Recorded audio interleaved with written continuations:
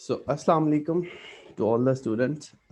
Today, basically, it is lecture number 3, and we are starting with the chapter number 1. हमने first to lecture के अंदर भी chapter number 1 को जो है वो डिस्कस किया था। शुरू के अंदर हमने बात की थी that what is management, then हमने कहा था व्हाट इज़ ऑर्गेनाइजेशन, फिर डिफरेंट मैनेजरियल लेवल्स की बात की थी हमने लेक्चर नंबर 1 के अंदर। फिर इसी तरह लेक्चर नंबर 2 के अंदर हमने मिंट्सबर्ग मॉडल को डिस्कस किया था। There are basically 10 managerial roles जिनको हम डिस्कस कर चुके हैं। आज के लेक्चर के अंदर हम इसको सम अप करेंगे इस चैप्टर को, और जो वो कुछ स्किल्स की बात करेंगे। जैसे हमने कहा था basically there are various managerial levels, जिसके अंदर था आपका टॉप लेवल मैनेजमेंट, देन इसी तरह मिडिल लेवल मैनेजमेंट, और फिर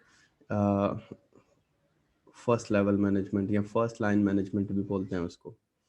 सो उन मैनेजरियल लेवल्स पे हमें कुछ स्किल्स रिक्वायर्ड होती हैं ऑब्वियसली।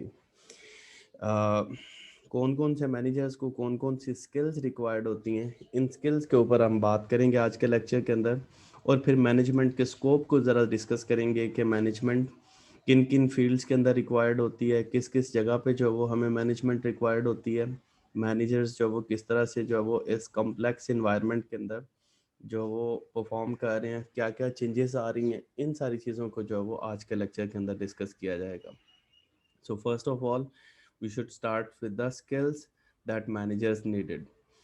सो सबसे पहले जैसे मैंने आपको बताया कि हमने फर्स्ट लेक्चर के अंदर डिस्कस किया था there are basically various levels of management, जिसके अंदर था top level management, then middle level management, then first line management, और फिर उससे नीचे था नॉन मैनेजरियल स्टाफ। बेसिकली इन डिफरेंट मैनेजर लेवल के ऊपर डिफरेंट स्किल्स रिक्वायर्ड होती हैं। वैसे तो नंबर ऑफ स्किल्स हैं जो आपकी मेजर मैनेजरियल स्किल्स हैं, हम उनके ऊपर सबसे पहले बात करेंगे। सो सबसे पहले अगर बात की जाए तो 3 तरह की स्किल्स होती हैं।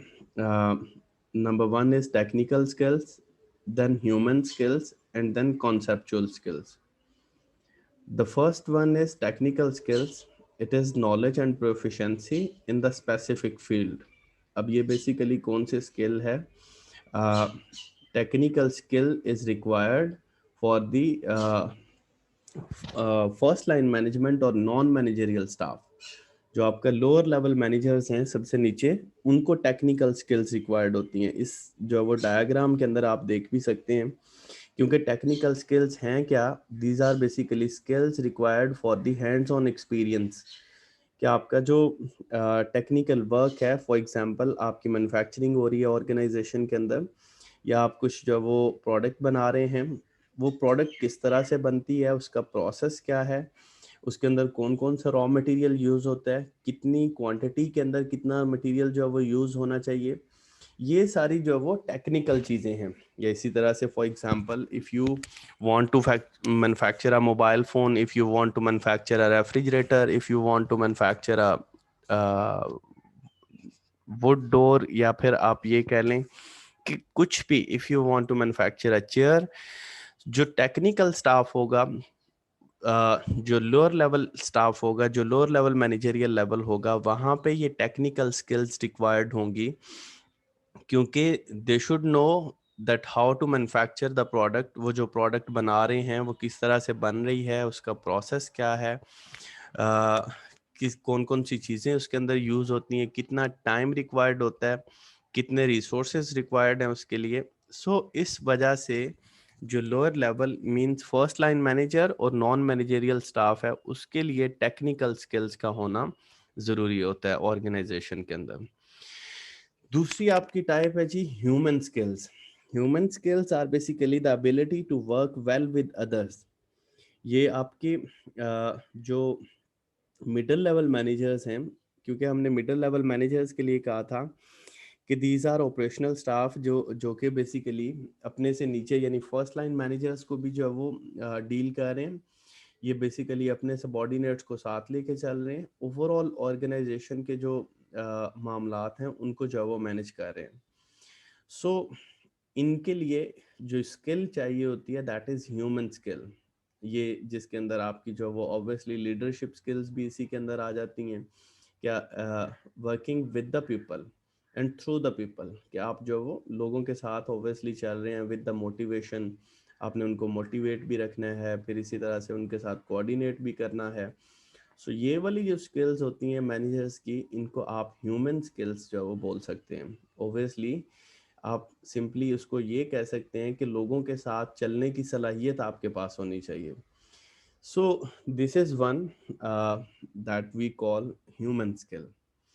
एंड जो सबसे टॉप लेवल मैनेजर्स हैं उनके लिए कॉन्सेप्चुअल स्किल्स रिक्वायर्ड होती हैं। कॉन्सेप्चुअल स्किल्स बेसिकली हैं क्या? Conceptual skills is the ability to think and conceptualize about abstract and complex situation concerning the organization.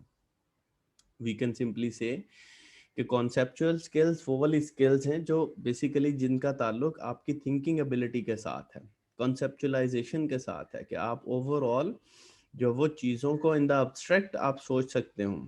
Means जैसे फॉर एग्जांपल ऑर्गेनाइजेशंस के अंदर टास्क है फॉर द प्लानिंग, आप जो वो प्लानिंग आपने करनी है, आपने जो वो ओवरऑल प्लान्स को जो वो डिस्कस करना है, स्ट्रेटजीज बनानी है, रूल्स जो वो बनाने हैं ऑर्गेनाइजेशन के लिए। सो वहाँ पे ऑब्वियसली कॉन्सेप्चुअल स्किल्स जो वो रिक्वायर्ड होंगी।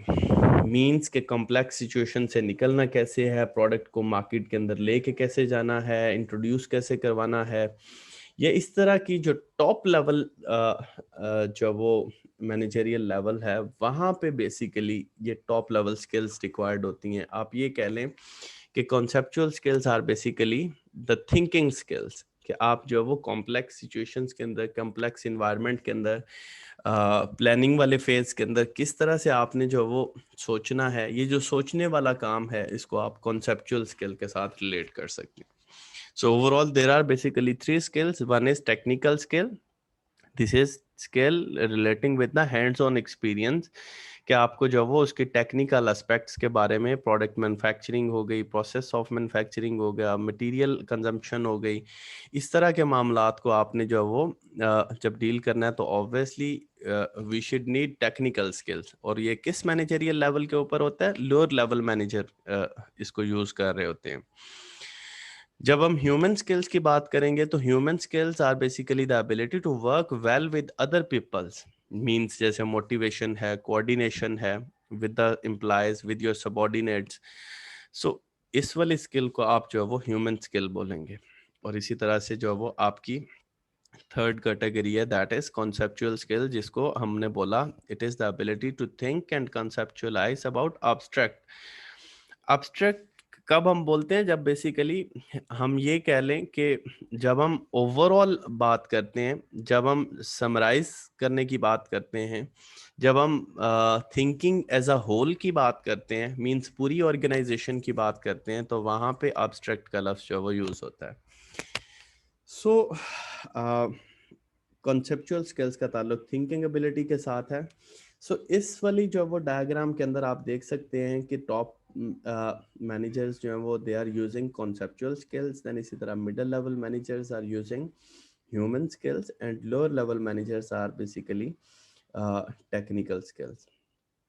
अगर इम्पोर्टेंस की बात की जाए तो ऑब्वियसली ऑल आर इम्पोर्टेंट, सब जो है वो ज़रूरी है। अगर ऑब्वियसली टेक्निकल स्किल्स नहीं होंगी ऑर्गेनाइजेशन के अंदर तो आपको जो है वो प्रोडक्शन के अंदर, मैन्युफैक्चरिंग के अंदर वहाँ पे प्रॉब्लम आएगी, जहाँ पे आप जो है वो ऑब्वियसली अपने टेक्निकल स्टाफ के साथ, अपने लोअर लेवल मैनेजरियल स्टाफ के साथ वर्क कर रहे हैं, अगर उनके पास टेक्निकल स्किल्स नहीं है प्रॉपरली, आप ये कह लें जैसे फॉर एग्जांपल एक ड्रेस डिज़ाइनर है जो कपड़े बनाता है, अब उसका जो काम है कपड़े बनाना या ड्रेस को डिज़ाइन करना, वो उसकी टेक्निकल स्किल है।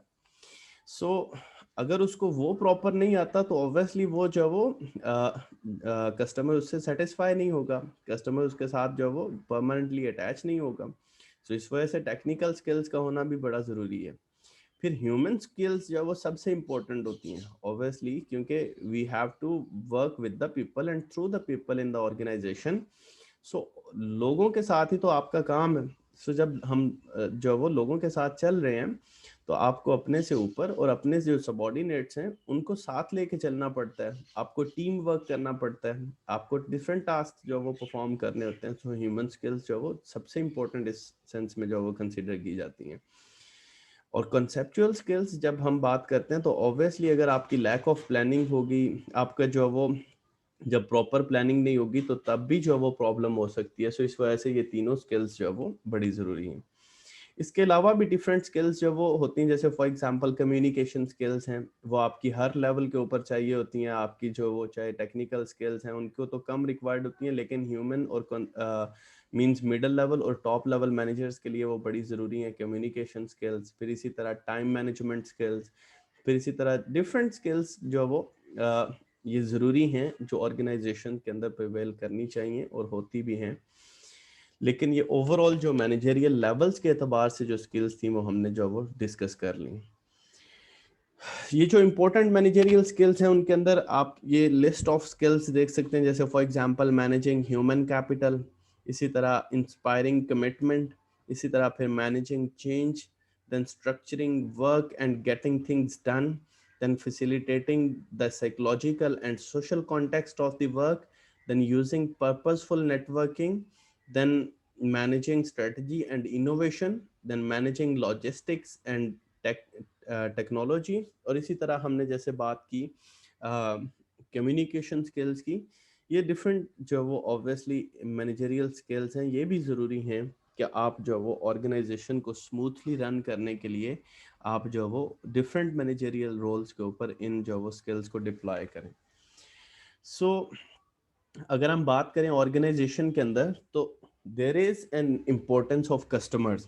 इस स्किल्स वाले जो वो टॉपिक के बाद हम बात करेंगे इन कुछ इश्यूज के ऊपर कि जो ऑर्गेनाइजेशन के लिए ज़रूरी होते हैं। अब कस्टमर है क्या? Basically customer is one who is buying your product, जो आपकी प्रोडक्ट को जो है वो परचेज कर रहा है। अब कस्टमर है तो आपकी ऑर्गेनाइजेशन है। You can simply say the reason that organization exist. Customer अगर नहीं है, आप जितनी मर्जी अच्छी प्रोडक्ट बना रहे हैं, आपकी जो वो प्रोडक्ट अगर बिकेगी नहीं मार्केट के अंदर तो ऑब्वियसली जो वो आपके प्रॉफिट्स नीचे चले जाएंगे। आप जो वो आपकी सेल्स डाउन जाएंगी तो आपके प्रॉफिट्स नीचे जाएंगे। जब प्रॉफिट्स नीचे जाएंगे तो आप ऑब्वियसली लॉस की तरफ जा सकते हैं और जो वो ऑर्गेनाइजेशन को ओवरऑल लॉस होगा। So customer is the key importance. Customer के बारे में डिफरेंट थ्योरीज जो वो एग्जिस्ट करती हैं, जैसे for example customer is a king, customer is a boss. You can say customer is always right. You have to satisfy your customer by understanding their needs, wants and desires, by creating superior value for the customers. आपको जो वो customers के साथ एक अच्छा relationship build करना है। और जो marketing है, जो overall है, ये basically managing customer relationship। और ये करना किसने है? क्योंकि ये मैनेजमेंट के अंदर हम क्यों डिस्कस कर रहे हैं, बेसिकली ये जो कस्टमर्स के साथ रिलेशनशिप मैनेज करना है, it is the responsibility of all the managers and employees in the organisation. क्योंकि management dealing with the managerial levels in the organisation. So ये जितने भी मैनेजरियल लेवल्स हैं, सारों की एक ही ओवरऑल कोशिश होनी चाहिए और होगी, that we have to create a strong and profitable relationship with the customers।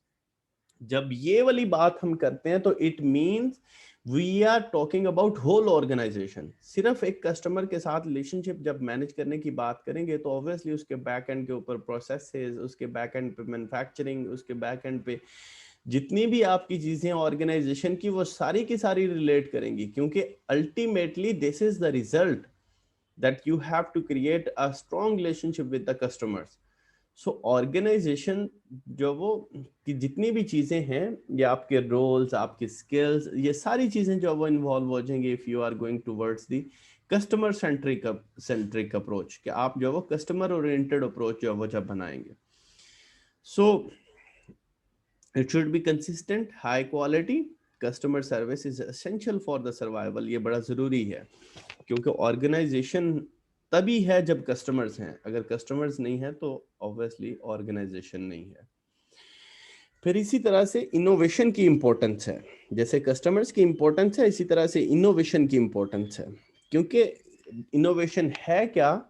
The doing things differently, exploring new territories and taking risk.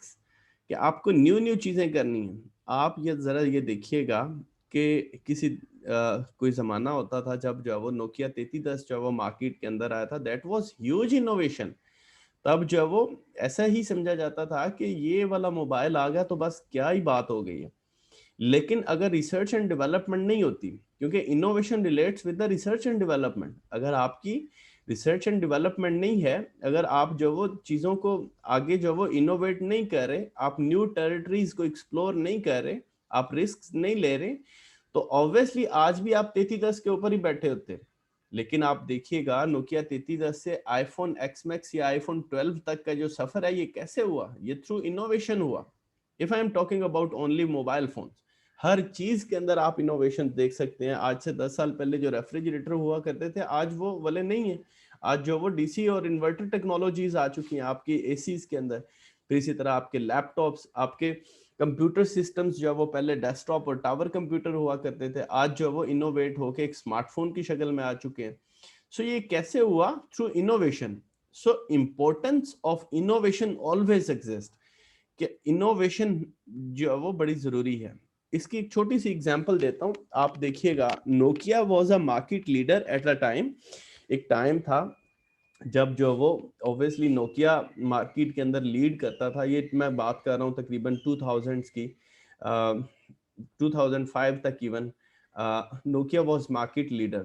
2008 तक आप जो वो देखते थे कि जिसके पास भी मोबाइल फोन होता था, इवन एशिया के अंदर मार्केट लीडर था, पूरे एशिया के अंदर, पाकिस्तान के अंदर भी नोकिया लीड कर रहा था।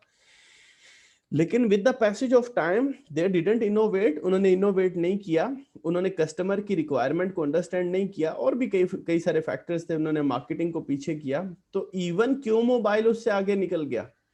मार्केट के अंदर न्यू कंपनीज जैसे सैमसंग थी, जैसे आईफोन थी, जैसे ओप्पो है, जैसे वीवो है, वो वाली कंपनीज आगे आ गई। Just because they didn't understand the needs of customer, उन्होंने कस्टमर की नीड्स को अंडरस्टैंड नहीं किया, कस्टमर के अकॉर्डिंगली प्रोडक्ट नहीं बनाई। सो जिस वजह से क्या हुआ कि और उन्होंने अगर इनोवेट किया तो फिर कस्टमर के रिक्वायरमेंट के अकॉर्डिंगली नहीं किया। जैसे वो माइक्रोसॉफ्ट की तरफ शिफ्ट हो गए, एंड्रॉयड वर्जन उन्होंने लेट लॉन्च किया। सो ये कई सारी रीजंस की वजह से आप देखें कि वो फिर कस्टमर ने उन्हें जो वो एक्सेप्ट नहीं किया, कस्टमर जो है वो दूसरी कंपनीज की तरफ शिफ्ट कर गया।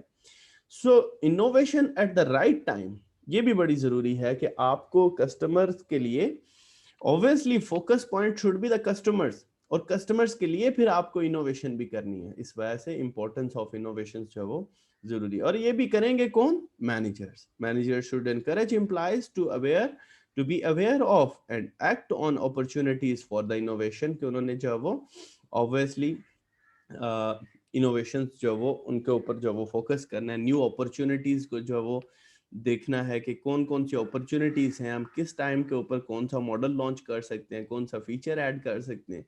सो ये वाली चीजें जो वो ऑब्वियसली मैनेजर्स को इसके ऊपर जो वो लुक आफ्टर करना है। सो इस वजह से जैसे हम बात कर रहे थे इंपॉर्टेंस ऑफ कस्टमर्स के ऊपर कि वो बड़ा जरूरी है, ऐसे ही इनोवेशन जो वो बड़ी जरूरी है। तीसरी चीज है जी सस्टेनेबिलिटी।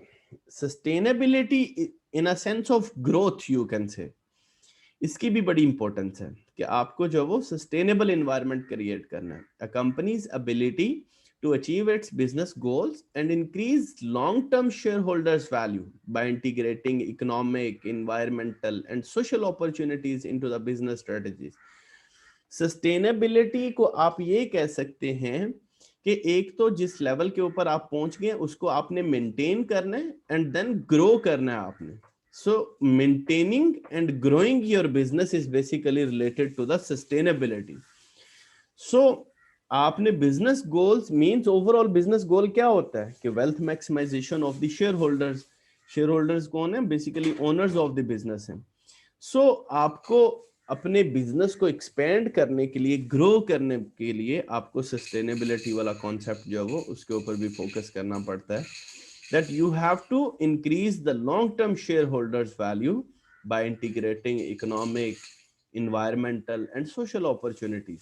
बेसिकली सस्टेनेबिलिटी का ताल्लुक भी जो वो आपके अगेन कस्टमर ओरिएंटेड होना चाहिए कि कस्टमर अब इस लेवल तक तो पहुंच गया, अब यहीं पे अगर आप स्टैटिक हो जाएंगे तो भी आप जो वो ऑब्वियसली लॉस में चले जाएंगे। मींस कुछ अर्सा तो ये वर्क करेगा, लेकिन उसके बाद क्या होगा कि managers should adopt new strategies, कि आपको जो वो न्यू स्ट्रेटजीज अडॉप्ट करनी पड़ेंगी, न्यू इनोवेशंस लेके आनी पड़ेंगी, न्यू प्रोडक्ट्स को लॉन्च करना पड़ेगा। सो इस वजह से सस्टेनेबिलिटी वाला जो कॉन्सेप्ट है, it means that you have to maintain the current status as well as you have to grow, आपको जो वो एक्सपेंड भी करना है साथ साथ। सो इस वाले कॉन्सेप्ट को आप बोलते हैं सस्टेनेबिलिटी।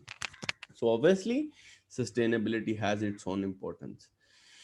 सो अगर हम बात करें the managers facing today's difficulties, जो आज वो फेस कर रहे हैं मैनेजर्स, वो डिफरेंट जो वो ऑब्वियसली आज जो वो चैलेंजेस उनके सामने हैं, और ऑर्गेनाइजेशन डिफरेंट चेंजेस जो वो अक्कर हो चुके हैं। जैसे फॉर एग्जांपल सबसे पहले इस डायग्राम के अंदर अगर आप देखें तो चेंजिंग इन टेक्नोलॉजी है, डिजिटलाइजेशन का दौर आ गया।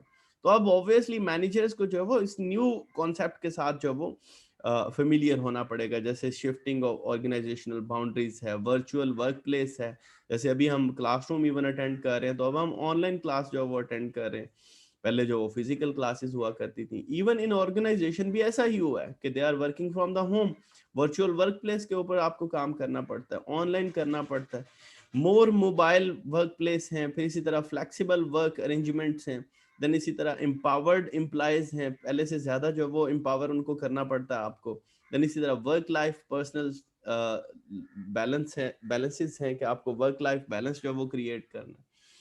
सो even in changing technology means digitalization के दौर के अंदर भी ऑब्वियसली मैनेजर्स की ड्यूटी जो वो बढ़ गई हैं, उनको वो ज्यादा रिस्पॉन्सिबल हो गए हैं अब। सो चेंज का जो वो इम्पैक्ट ऑब्वियसली आता है। अब ये देखिएगा कि इम्पैक्ट ऑफ चेंज की हम बात कर रहे हैं ना इस वाली स्लाइड के अंदर। सो चेंज इन टेक्नोलॉजी की वजह से कितने इम्पैक्ट आए कि आपके वर्चुअल वर्क प्लेस हो गए, आपके जो वो मोर मोबाइल वर्क प्लेस हो गए, फ्लेक्सिबल अरेंजमेंट्स हैं, देन इसी तरह एम्पावर्ड एम्प्लॉयज हैं। तो ये सारी चीजें उसके इम्पैक्ट है। लेफ्ट साइड के ऊपर जो आपको नजर आ रहा है that is change, and right side के ऊपर इम्पैक्ट ऑफ चेंज है। देन इसी तरह increase emphasis on organizational and managerial ethics, जो वो इसका इम्पैक्ट भी ऑब्वियसली इस चेंज का भी जो वो इम्पैक्ट पड़ा है कि आपके ऑर्गेनाइजेशंस के ऊपर जो वो अब जो वो ज़्यादा रिस्पॉन्सिबिलिटी है, अब जो वो वैल्यूज़ को जो वो ऑब्वियसली आपको को चेंज करना पड़ा है। फिर इसी तरह जो वो you have to rebuild your trust, you have to increase the accountability. So ये क्या है कि increase emphasis on the organisational and managerial ethics है। फिर इसी तरह कंपेटिटिवनेस जो वो बढ़ गई है, इंक्रीज हो गई है। ये चेंज आने की वजह से क्या हुआ है कि कस्टमर सर्विस आपको इंक्रीज करना पड़ी, इनोवेशन के ऊपर आपको जो वो फोकस करना पड़ा, देन इसी तरह ग्लोबलाइजेशन और एफिशिएंसी और प्रोडक्टिविटी के ऊपर जो वो आपको ज्यादा फोकस अब करना पड़ा। और ये कर कौन रहा है? These all are doing by the managers. Then last पे अगर आप देखें तो changing security threats, obviously risk management involve हो गई है, अनसर्टेनिटी जो वो हो गई है, देन इसी तरह रिस्ट्रिक्टेड वर्क प्लेसेस हैं, देन इसी तरह जो वो डिस्क्रिमिनेशन कंसर्न्स हैं, देन ग्लोबलाइजेशन कंसर्न्स हैं, एम्प्लॉय असिस्टेंस के कंसर्न्स हैं, uncertainty over the economic climate है। जैसे ओवरऑल कोविड की सिचुएशन के अंदर भी आप देखिएगा तो इकोनॉमी की सिचुएशन जो वो डिफरेंट कंट्रीज की अब जो वो कोई इतनी अच्छी नहीं है। सो चेंजेस ऑब्वियसली अक्कर हो रही हैं। सो मैनेजर्स को इन चेंजेस के अंदर इन जो इम्पैक्ट आएंगे उनको भी साथ साथ टैकल करना है, ताकि जो वो आप जो वो किसी जगह पे स्टक होके ऑर्गेनाइजेशन के लिए प्रॉब्लम ना हो जाए। सो इन चीज़ों को जो वो ऑब्वियसली आपने देखना है। देन जो हमारा लास्ट पोर्शन है आज के लेक्चर का, that is why study management. हम स्टडी मैनेजमेंट क्यों करते हैं? जब हम व्हाई स्टडी मैनेजमेंट की बात कर रहे हैं तो it means we are talking about the universality of the management, कि मैनेजमेंट जो है वो कहाँ कहाँ पे यूज हो रही है। तो आप ये देखिएगा, रियलिटी ये है कि management is using in all the types and sizes of the organization, कि हर टाइप ऑफ ऑर्गेनाइजेशन के अंदर, चाहे वो एक हॉस्पिटल है, चाहे वो एक स्कूल है, चाहे वो एक मैन्युफैक्चरिंग ऑर्गेनाइजेशन है, all the types and sizes of the organization के अंदर जो है वो मैनेजमेंट का यूज है। फिर इसी तरह at all the organizational levels, जब हम लेवल्स की बात करते हैं तो लेवल्स की बात मतलब कि top level management, middle level management, first line management, even in non managerial staff, हर लेवल ऑफ ऑर्गेनाइजेशन के अंदर जो है वो इसका यूजेज जो है वो आप देख सकते हैं। फिर इन ऑल ऑर्गेनाइजेशनल एरियाज, अब ये एरियाज क्या है, एरिया से मतलब ये है कि ऑर्गेनाइजेशन के अंदर जितने भी डिपार्टमेंट्स हैं, चाहे वो अकाउंटिंग डिपार्टमेंट है, चाहे वो एचआर डिपार्टमेंट है, चाहे वो इंफॉर्मेशन डिपार्टमेंट है, चाहे वो फाइनेंस डिपार्टमेंट है, हर ऑर्गेनाइजेशनल एरिया के अंदर आपको मैनेजमेंट की जरूरत पड़ेगी। देन इसी तरह in all the organizational regardless of location, चाहे वो पाकिस्तान है चाहे वो बांग्लादेश है, हर तरह की ऑर्गेनाइजेशन के अंदर आपको इसकी जरूरत पड़ेगी। So we can say the universality of the management, इस डायग्राम के अंदर इस universal need for the management को आप ऑब्जर्व कर सकते हैं। आप ये देखिएगा सेंटर के अंदर लिखा हुआ है मैनेजमेंट इज नीडेड इन, अब लेफ्ट साइड पे पर्पस के पर्पल कलर के जो वो बॉक्स के अंदर आप देख सकते हैं all organisational areas like manufacturing, marketing, human resource, accounting, information systems, हर तरह के एरिया के अंदर आपको मैनेजमेंट की जरूरत पड़ती है। इसी तरह से फिर येलो बॉक्स के अंदर आप देखिएगा in all sizes of organization, चाहे वो स्मॉल ऑर्गेनाइजेशन है, चाहे वो मिडिल लेवल की ऑर्गेनाइजेशन है, या फिर एक लार्ज स्केल ऑर्गेनाइजेशन है, हर स्केल की ऑर्गेनाइजेशन के लिए मैनेजमेंट की जरूरत पड़ती है। देन इसी तरह से राइट साइड पे अगर आप देखेंगे तो ग्रीन बॉक्स के अंदर आपको नजर आएगा ऑल टाइप्स ऑफ ऑर्गेनाइजेशन, चाहे वो प्रॉफिट ऑर्गेनाइजेशन है या फिर नॉन प्रॉफिट ऑर्गेनाइजेशन है, चाहे वो एक हॉस्पिटल है या फिर एक जो वो मैन्युफैक्चरिंग ऑर्गेनाइजेशन है, हर जगह पे आपको मैनेजमेंट की जरूरत पड़ेगी। और फिर नीचे जो वो आप ऑरेंज कलर के बॉक्स के अंदर आप देख सकते हैं in all the organizational levels, ये चाहे वो टॉप लेवल मैनेजमेंट है, चाहे वो मिडिल लेवल मैनेजमेंट है, चाहे वो फर्स्ट लाइन मैनेजमेंट है, और even in non managerial staff आपको जो वो इस चीज की जरूरत पड़ती है, मींस मैनेजमेंट की जरूरत पड़ती है। So obviously there are rewards and challenges of being a manager। जब आप मैनेजर बनते हैं तो obviously उसके कुछ rewards भी हैं और कुछ challenges भी हैं। इसकी जो वो ज़्यादा डिटेल की ज़रूरत नहीं है। आज के लेक्चर को अगर मैं सम अप करूं तो हम ये कह सकते हैं, आज के लेक्चर में जो हमने सबसे पहले पढ़ा दैट वर स्किल्स। बेसिकली जो मैनेजर्स को स्किल्स रिक्वायर्ड हैं डिफरेंट मैनेजरियल लेवल्स के ऊपर, जैसे टेक्निकल स्किल्स हैं, ह्यूमन स्किल्स हैं, कॉन्सेप्चुअल स्किल्स हैं, इन स्किल्स को हमने डिस्कस किया। फिर हमने ये देखा कि किस किस लेवल के ऊपर कौन सी स्किल रिक्वायर्ड है, फिर इस चीज़ को हमने जो वो ऑब्जर्व किया। फिर हमने जो वो डिफरेंट इंपॉर्टेंट मैनेजरियल स्किल्स की बात की। फिर हमने इंपॉर्टेंस ऑफ कस्टमर्स की बात की कि ऑर्गेनाइजेशन के अंदर कस्टमर्स की क्या इंपॉर्टेंस है। फिर हमने जो वो इम्पोर्टेंस ऑफ इनोवेशन को देखा कि इनोवेशन जो वो किस तरह से रोल प्ले करती है ऑर्गेनाइजेशन के अंदर। फिर सस्टेनेबिलिटी के कॉन्सेप्ट को हमने देखा। फिर हमने कहा कि there are various changes occurring nowadays, के जो डिफरेंट चेंजेस जो वो ऑब्वियसली अकर हो रही हैं, उनका क्या इम्पैक्ट पड़ता है ऑर्गेनाइजेशन के ऊपर, उस इम्पैक्ट में से मैनेजर्स को कैसे जो वो निकलना है, उस इम्पैक्ट को कैसे एज अ अपॉर्चुनिटी लेके जो वो चलना है ताकि वहां पे वो बिजनेस जो वो कर सकें। Then why we need to study management, हमें जो वो मैनेजमेंट को स्टडी करने की क्यों ज़रूरत है, और ये कहाँ कहाँ पे यूज़ होती है। इसकी यूनिवर्सैलिटी की बात हमने की, universal need for the management की बात की, and at the end there is a reward and challenges of being managers. So this was today's lecture. Thank you so much, ji.